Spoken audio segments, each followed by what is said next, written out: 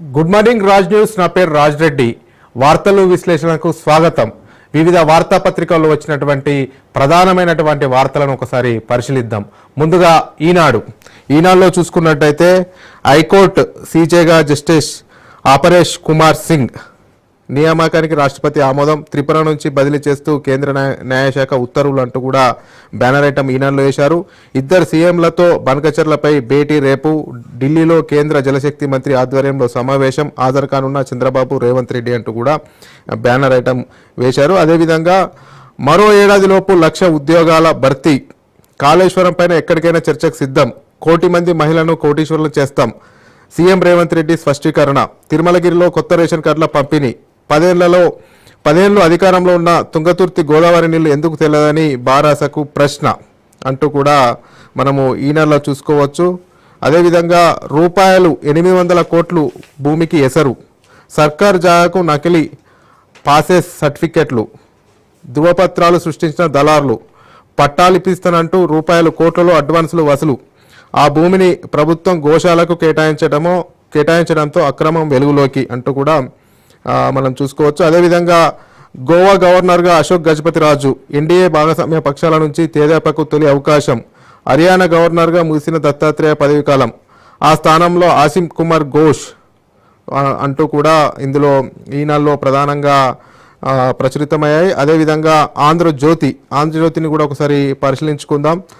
ఆంధ్రజ్యోతిలో అయితే high court chief జస్టిస్గా AK Singh అంటూ కూడా ఐటమ్ రాశారు. అదేవిధంగా త్రిపుర హైకోర్టు నుంచి తెలంగాణ హైకోర్టుకు బదిలీ, త్రిపుర సీజేగా జస్టిస్ ఎంఎస్ రామచంద్రరావు నియామకం, తెలంగాణ హైకోర్టు నుంచి జస్టిస్ సుజయ్ పాల్, జస్టిస్ వినోద్ కుమార్ బదిలీ, కొలిజియం సిఫారసులకు రాష్ట్రపతి ఆమోదం, నాయకోవిధుల కుటుంబం నుంచి జస్టిస్ ఆపరేష్ కుమార్ సింగ్, ఆయన తాత జస్టిస్ బిపి సింహ సుప్రీంకోర్టు 6వ ప్రధాన న్యాయమూర్తి అంటూ కూడా వార్తను ప్రచురితం చేశారు. అదేవిధంగా ముఖ్యమంత్రి రేవంత్ రెడ్డి చూసుకున్నట్టయితే ఐటమ్ రేషన్ కార్డు పేదల ఆత్మగౌరవ ప్రతీక, 5.61 లక్షల కుటుంబాల కొత్త రేషన్ కార్డులు, 3.10 కోట్ల మందికి సన్న బియ్యం, దండగన్న సాగును పండుగ చేశాం, రైతుల ప్రతి ధాన్యపు గింజను కొన్నాం, మహిళలను ఆర్టీసీ యజమానులను చేశాం, ప్రభుత్వం ఏర్పడే 2 ఏళ్ల సరికి నిరుద్యోగులకు 2 లక్షల ఉద్యోగాలు ఇస్తాం,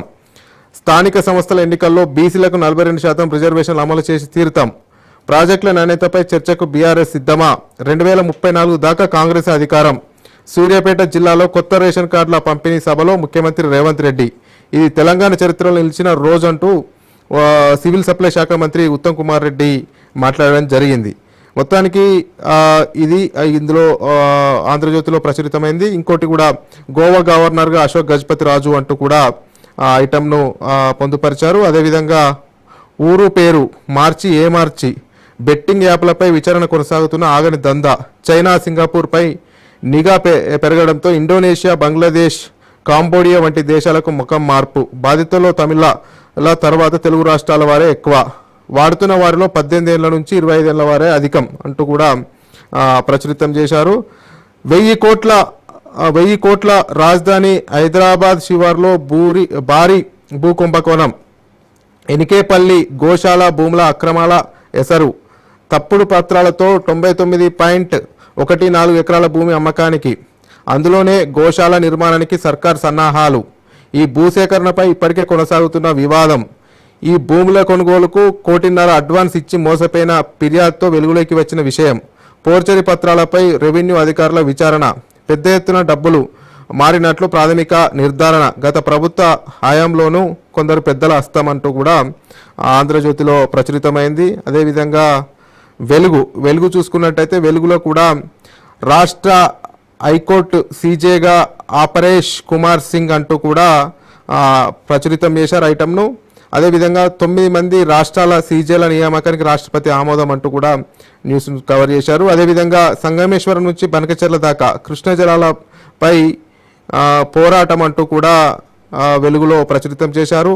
బీసీలకు రాజ్యాధికారం కల్పిస్తాం, స్థానిక సంస్థల ఎన్నికల్లో 42% రిజర్వేషన్లు, సీఎం, రేషన్ కార్డు పేదవాడి ఆత్మగౌరవం, అందుకే కొత్తగా 5.6 లక్షల మందికి ఇస్తున్నాం, మరో 26 లక్షల మంది పేర్లను చేర్చినాం, 3 కోట్ల మందికి సన్నబియ్యం, 2 ఏళ్లలో 1,00,000 ప్రభుత్వ ఉద్యోగాలు ఇస్తాం. కూలిపోయే కాళేశ్వరం కట్టిన బీఆర్ఎస్ నేతలను ఉరితీసిన పాపం లేదు. 10 ఏళ్ళు అధికారంలో ఉన్నప్పుడు ఎందుకు గోదావరి నీళ్లు తీసుకురాలేదని ఫైర్. 2034 వరకు కాంగ్రెస్ అధికారంలోకి ఉంటుందని ధీమా. ఇంకో ఐటమ్ చూసుకున్నట్టయితే రేపే అఫెక్స్ కౌన్సిల్ మీటింగ్. హాజరు కానున్న తెలంగాణ ఏపీ సీఎంలు. గోదావరి బనకచెర్లపై కీలక చర్చ అంటూ కూడా వెలుగులో ప్రచురితమైంది. అదేవిధంగా ఈడబ్ల్యూఎస్ కోసం 50% లిమిట్ ఎత్తివేయలేదా? మరి బీసీ రిజర్వేషన్లకు అభ్యంతరం ఏంటి? మంత్రి పొన్నం. ఇందులో బీజేపీ ఎంపీ లక్ష్మణ్కు ఉన్న అనుమానాలేంటి? 2018 పంచాయతీరాజ్ యాక్టుకు అనుగుణంగానే 42% రిజర్వేషన్లు. బీజేపీ నేతలకు దమ్ముంటే బీసీ బిల్లును 9వ షెడ్యూల్లో చేర్పించాలి. మహిళల పట్ల తీన్మార్ మల్లన్న మాటలు తప్పు. క్యూనిస్ ఆఫీస్పై దాడి కూడా తప్పేనని పొన్నం ప్రభాకర్ వెల్లడించినటువంటి దాన్ని వెలుగు పేపర్ కూడా హైలైట్ చేసింది. అదేవిధంగా నమస్తే తెలంగాణ చూసుకున్నట్టయితే నమస్తే తెలంగాణలో కూడా బ్యానర్ ఐటమ్ బాబు కోసం కొత్త మోసం. బనకచెర్ల ప్రాజెక్టుపై న్యాయ పోరాటం అంటూనే చర్చలకు ఆరాటం. రేవంత్ రెడ్డి అత్యుత్సాహం. ఢిల్లీకి పరుగులు. జీబీ లింకును కేంద్ర సంస్థలే వ్యతిరేకిస్తున్న కాంగ్రెస్ సర్కార్కు ఎందుకు తహతహ. కేంద్ర మంత్రి నేతృత్వంలో అనాధికార అఫెక్స్. 16న 2 ముఖ్యమంత్రులతో భేటీకి నిర్ణయం. ఏపీతో చర్చలకు ఆరాటం ఎందుకు? నిపుణులు ప్రశ్నిస్తున్నట్లు కూడా నమస్తే తెలంగాణ ప్రచురితం చేశారు. రేవంత్ తీరుపై అనుమానాలు అభ్యంతరాలు అంటూ కూడా నమస్తే తెలంగాణలో ప్రచురితం చేసినటువంటి సందర్భం. ఇవి ప్రధానంగా వార్తాపత్రికల్లో వచ్చినటువంటి ప్రధాన వార్త.